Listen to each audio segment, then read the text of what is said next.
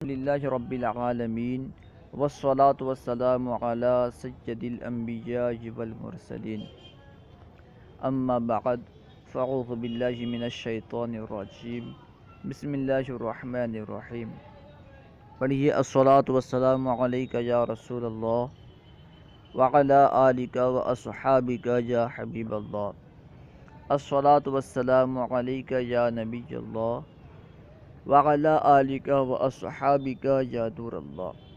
آج ہم تناقض کا بیان پڑھیں گے۔ تناقض کسے کہتے ہیں؟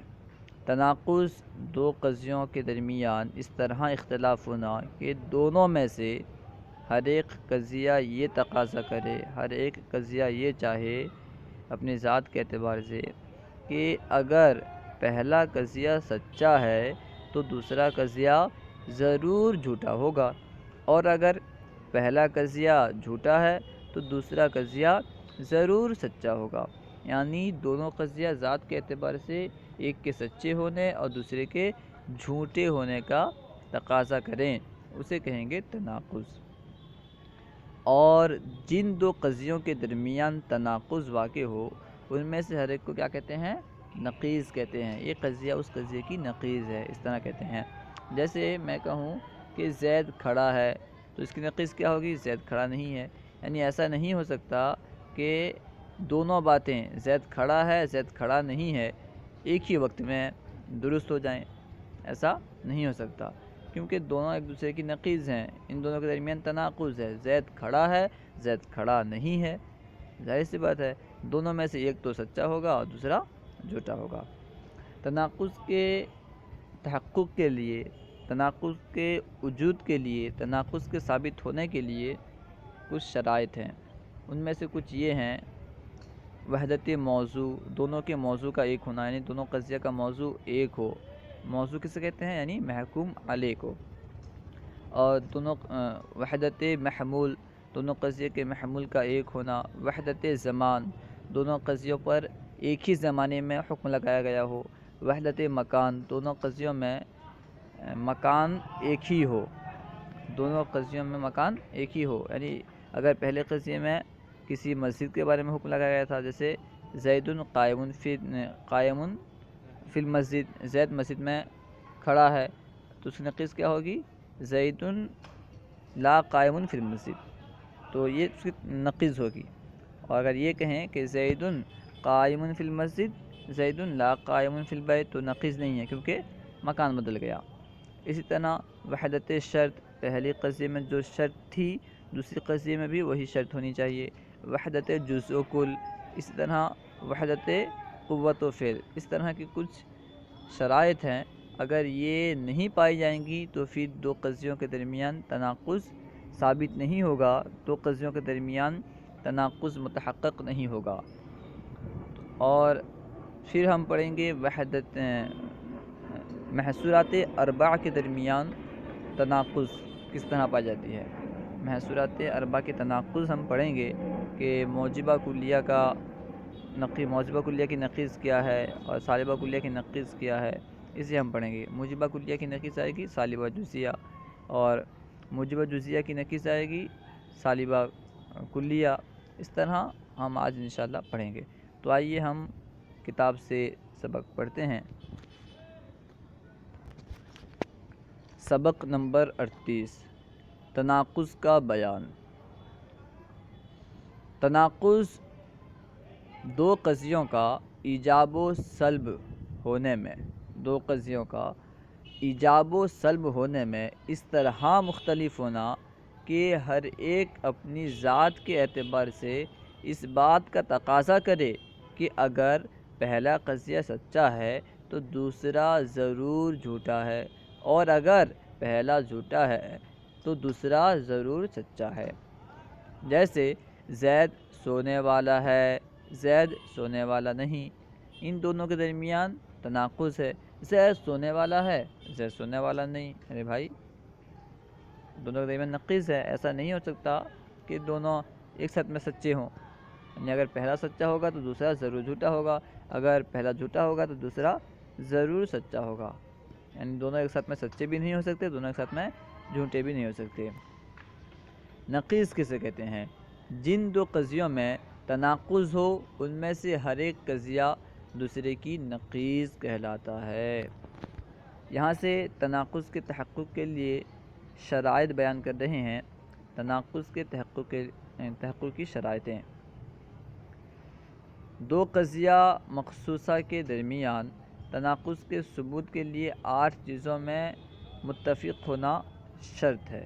دو قضیہ مخصوصہ کے درمیان اگر ہمیں تناقض قائم کرنا ہو تو 8 چیزوں میں دونوں قضیہ کا متفق ہونا ضروری ہے، شرط ہے۔ ان کو وحدات ثمانیہ بھی کہتے ہیں، یعنی جن 8 چیزوں میں دونوں قضیہ کا متحد ہونا ضروری ہے ان کو وحدات ثمانیہ سے بھی موسوم کیا جاتا ہے، جانا جاتا ہے۔ اگر ان میں سے کوئی بھی شرط مفقود ہوئی تو تناقض کا تحقق نہیں ہوگا۔ اس شرائط کیا ہیں بیان کر رہے ہیں۔ نمبر 1 وحدت موضوع، نمبر 2 وحدت محمول، نمبر 3 وحدت مکان، نمبر 4 وحدت زمان، نمبر 5 وحدت شرط، نمبر 6 اضافت، نمبر 7 جزء و کل، نمبر 8 قوت و فعل میں وحدت کا ہونا۔ یہ 8 شرائط ہیں جن کا دونوں قضیوں میں پایا جانا ضروری ہے۔ ان چیزوں میں دونوں قضیہ کا برابر ہونا، متحد ہونا ضروری ہے۔ اگر ان میں سے کسی بھی ایک چیز میں دونوں قضیوں میں برابری نہ رہے تو پھر تناقض متحقق نہیں ہوگا۔ دیکھیں ہر ایک کے بارے میں بتلائیں گے کہ وحدت موضوع کسے کہتے ہیں، مثال دے کر بھی بتلائیں گے۔ نمبر 1 وحدت موضوع، دو قضیوں کا موضوع ایک ہو، دونوں قضیوں کا موضوع ایک ہو۔ اگر موضوع ایک نہ ہو تو تناقض بھی نہیں ہوگا۔ دونوں قضیوں کا موضوع ایک ہونا چاہیے، اگر موضوع ایک نہیں ہوگا تو تناقض نہیں ہوگا۔ جیسے مثال سے بتلا رہے ہیں، دیکھیں جیسے زید قائم، زید لیس بقائم میں تناقض ہے۔ زید قائم اور زید لیس بقائم میں تناقض ہے کہ پہلے قضیے میں کہا جا رہا ہے زید کھڑا ہے، دوسرے قضیے میں کہا جا رہا ہے زید کھڑا نہیں ہے، تو اس میں دونوں میں تناقض ہے۔ لیکن زید قائم اور عمر لیس بقائم میں تناقض نہیں۔ زید قائم اور عمر لیس بقائم میں تناقض نہیں، کیونکہ موضوع بدل گیا۔ پہلے میں کیا تھا؟ زید قائم، اور جو نفی کی جا رہی ہے قیام کی جس سے، وہ ہے عمر۔ جس کے لیے قیام ثابت کیا گیا تھا وہ تھا زید، اور جس سے قیام کی نفی کی جا رہی ہے وہ ہے عمر۔ تو دونوں میں نقیض نہیں ہے، تناقض نہیں ہے۔ ممکن ہے کہ دونوں سچے ہوں، کس طرح کہ زید کھڑا ہو اور عمر کھڑا نہ ہو، دونوں سچے ہوں۔ دیکھیں زید قائم اور عمر لیس بقائم میں تناقض نہیں، کیونکہ موضوع بدل گیا۔ یہاں پہ موضوع بدل جانے کی وجہ سے، اختلاف موضوع کی وجہ سے تناقض نہیں ہے۔ وحدت محمول، دو قضیوں کا محمول ایک ہو، دونوں قضیوں کا، جن دو قضیوں میں تناقض ہم ثابت کرنا چاہتے ہیں، دونوں قضیوں کا محمول ایک ہونا چاہیے۔ دونوں قضیوں کا محمول ایک ہو ورنہ تناقض نہیں ہوگا۔ جیسے زید قائم اور زید لیس بقائم میں تناقض ہے، لیکن زید قائم اور زید لیس بقائد میں تناقض نہیں، کیونکہ محمول بدل گیا۔ پہلے قضیے میں زید کے لیے کھڑے ہونے کا حکم ثابت کیا گیا تھا، اور دوسرے قضیے میں زید سے بیٹھنے کے حکم کی نفی کی گئی ہے، زید سے بیٹھنے کے حکم کی نفی کی گئی ہے۔ تو یہاں پہ محمول بدل گیا، دونوں کا محمول بدل گیا، تو یہاں پہ تناقض کا تحقق نہیں ہوگا۔ تناقض کے تحقق کے لیے محمول کا بھی ایک ہونا ضروری ہے۔ نمبر 3 وحدت مکان، دونوں قضیوں کا مکان ایک ہو ورنہ تناقض نہیں ہوگا۔ جیسے زید قائم فی السوق اور زید لیس بقائم فی السوق، ان دونوں میں کیا ہے؟ تناقض ہے۔ لیکن زید قائم فی السوق اور زید لیس بقائم فی الدار میں تناقض نہیں، کیونکہ مکان بدل گیا ہے۔ نمبر 4 وحدت زمان، دونوں قضیوں کا زمانہ ایک ہو ورنہ تناقض نہیں ہوگا۔ اگر زمانہ الگ الگ ہو تب بھی تناقض نہیں ہوگا۔ مثال دیکھیں، زید آکل فی اللیل وزید لیس بعاقل فی اللیل، ان دونوں میں تناقض ہے کیونکہ دونوں میں زمانہ ایک ہے. لیکن زید عاقل فی اللیل اور زید لیس بعاقل فی النہار میں تناقض نہیں، کیونکہ زمانہ بدل گیا. پہلے قضیے میں لیل کا لفظ تھا اور دوسرے میں نہار ہے، اور لیل اور نہار دونوں کا زمانہ الگ الگ ہے، اس لیے یہاں پہ تناقض نہیں ہے. نمبر 5، وحدت شرط، یعنی پہلے قضیے میں جو شرط ہوگی دوسرے قضیے میں بھی وہی شرط ہونی چاہیے. دیکھیں دونوں قضیوں میں شرط ایک ہو ورنہ تناقض متحقق نہ ہوگا. جیسے زید متحرک الفمی بشرط کونہ عاقلا، اور زید لیس بمتحرک الفمی بشرط کونہ عاقلا میں تناقض ہے. یعنی زید منہ کو ہلانے والا ہے اس شرط کے ساتھ کہ وہ کھانے والا ہو، یعنی زید منہ کو ہلانے والا ہے اس شرط کے ساتھ کہ وہ کھانے والا ہو اس میں، اور زید منہ کو ہلانے والا نہیں ہے اس شرط کے ساتھ کہ وہ کھانے والا ہو. ان دونوں کے درمیان کیا ہے؟ تناقض ہے، کیونکہ یہاں پہ ایک میں ایجاب اور دوسرے میں نفی ہے، سلب ہے، اور اس طرح دونوں کی ذات یہ چاہتی ہے کہ اگر پہلا سچا ہوگا تو دوسرا ضرور جھوٹا ہوگا. اور یہاں پہ شرط بھی دونوں میں ایک ہی ہے، دونوں میں شرط برابر ہے. لیکن زید متحرک الفمی بشرط کونہ عاقلا اور زید لیس بمتحرک الفمی بشرط کونہ غیر عاقل میں تناقض نہیں، ان دونوں میں تناقض نہیں ہے کیونکہ یہاں پہ شرط بدل گئی. یعنی زید منہ کو حرکت کرنے والا ہے اس شرط کے ساتھ کہ وہ کھانے والا ہے، زید منہ کو حرکت کرنے والا ہے اس شرط کے ساتھ کہ وہ کھانے والا ہو، اور زید منہ کو حرکت کرنے والا نہیں ہے اس شرط کے ساتھ کہ وہ کھانے والا نہ ہو. ان دونوں کے درمیان تناقض نہیں ہے کیونکہ پہلی جو قضیہ ہے، پہلا قضیے میں کھانے والے ہونے کی شرط تھی اور دوسرے قضیے میں کھانے والے نہ ہونے کی شرط ہے، تو اس طرح شرط بدل گئی تو تناقض بھی نہیں. نمبر 6، اضافت. اضافت میں دونوں کا متحد ہونا، اضافت میں بھی وحدت کا ہونا ضروری ہے. دونوں قضیے اضافت میں متفق ہوں، یعنی پہلے قضیے میں محمول کی نسبت جس شے کی طرف ہو اسی کی طرف دوسرے قضیے میں بھی ہو ورنہ تناقض نہیں پایا جائے گا. مثال دیکھیں، زید اخو خالدین اور زید لیس باخی خالدین میں تناقض ہے. زید اخو خالدین، زید لیس باخی خالدین میں تناقض ہے، لیکن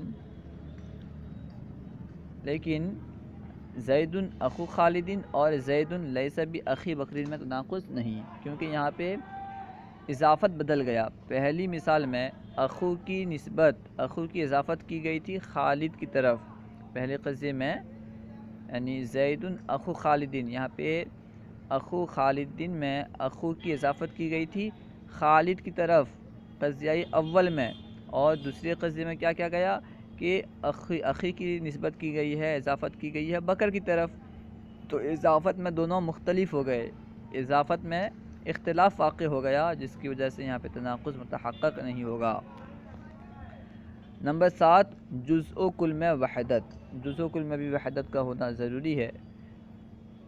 دونوں قضیے جزء و کل میں برابر ہوں، یعنی اگر پہلے قضیے میں محمول کا حکم کل پر ہے تو دوسرے میں بھی کل پر ہوگا، اور اگر پہلے میں جز پر ہے تو دوسرے میں بھی جز پر ہوگا ورنہ تناقض متحقق نہیں ہوگا. یعنی پہلے قضیے میں اگر کل پر حکم لگایا گیا ہو تو دوسرے میں بھی کل پر ہی حکم لگایا جائے، اور اگر پہلے قضیے میں جز پر حکم لگایا گیا ہے تو دوسرے قضیے میں بھی جز پر ہی حکم لگایا جائے ورنہ تناقض متحقق نہیں ہوگا، ثابت نہیں ہوگا.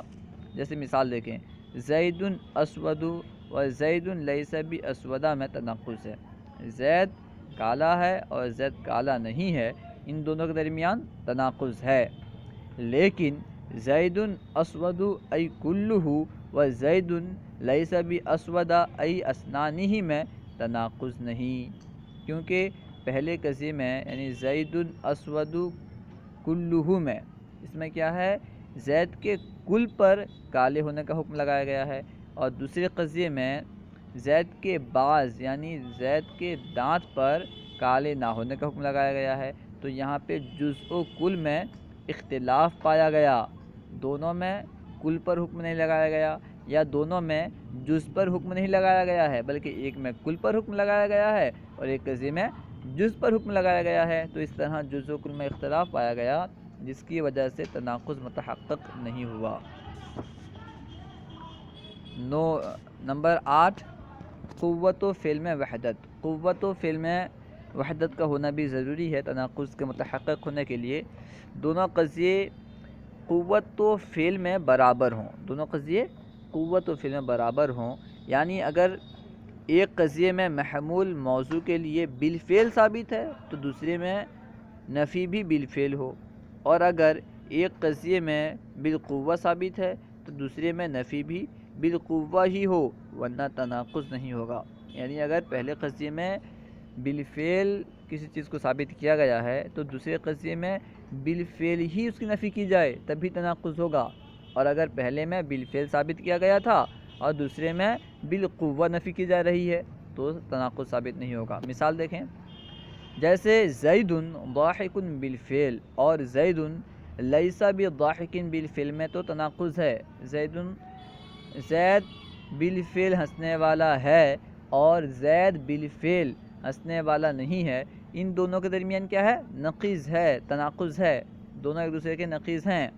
لیکن زید ضاحک بالقوہ اور زید لیس بضاحک بالفعل میں تناقض نہیں، کیونکہ پہلے قضیے میں زید ضاحک بالقوہ میں زید کے لیے ضاحک ہونے کو ثابت کیا گیا ہے بالقوہ، اور دوسری قضیے میں دوسری مثال میں زید لیس بضاحک بالفعل میں زید کے لیے ضاحک ہونے کو ثابت کیا گیا ہے بالفعل۔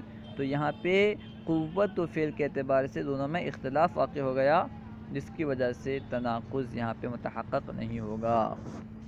نوٹ: واضح رہے کہ بالقوہ سے مراد یہ ہے کہ کام کرنے کی صلاحیت ہو لیکن اس وقت نہ کرے، اور بالفعل سے مراد یہ ہے کہ کام کرنے کی صلاحیت بھی ہو اور اس وقت وہ کام بھی کرے۔ یعنی بالفعل میں کام کرنے کی صلاحیت بھی ہونی چاہیے اور کام کرنا بھی چاہیے، لیکن بالقوہ میں صرف صلاحیت ہونی چاہیے اور ابھی کام کرنا ضروری نہیں ہے۔ یہاں سے محصولات اربعہ کے مابین تناقض کو بیان کریں گے۔ یہاں بیان کر رہے ہیں کہ سبق نمبر 31 میں قضیہ محصولہ کے اقسام وغیرہ بیان کیے تھے، اس کے بارے میں یہاں پہ ذکر ہے۔ فرما رہے ہیں کہ یاد رہے کہ سبق نمبر 31 میں آپ قضیہ محصولہ کی 4 اقسام اور محصولات اربعہ کی صور تفصیلاً پڑھ چکے ہیں، آپ بھی پڑھ چکے ہیں۔ اب یہاں ان کے مابین تناقض کی صورت کو بیان کیا جاتا ہے۔ یہاں پہ محصولات اربعہ کے مابین تناقض کی کیا صورتیں ہوں گی اسے بیان کر رہے ہیں۔ چنانچہ محصولات اربعہ میں تناقض کے پائے جانے کے لیے مذکورہ وحدات ثمانیہ کے علاوہ ایک اور بھی شرط ہے کہ اگر ایک قضیہ کلیہ ہو تو دوسرے کا جزیہ ہونا ضروری ہے۔ قضیہ مخصوصہ میں تناقض کے متحقق ہونے کے لیے یہ 8 شرطیں تھیں جو ہم نے پڑھا، وحدت موضوع، وحدت محمول، وحدت زمان، وحدت مکان وغیرہ۔ یہ 8 وحدات ثمانیہ یہ قضیہ مخصوصہ میں تناقض کے متحقق ہونے کے لیے شرط تھیں، اور قضایہ محصورہ میں تناقض کے متحقق ہونے کے لیے شرط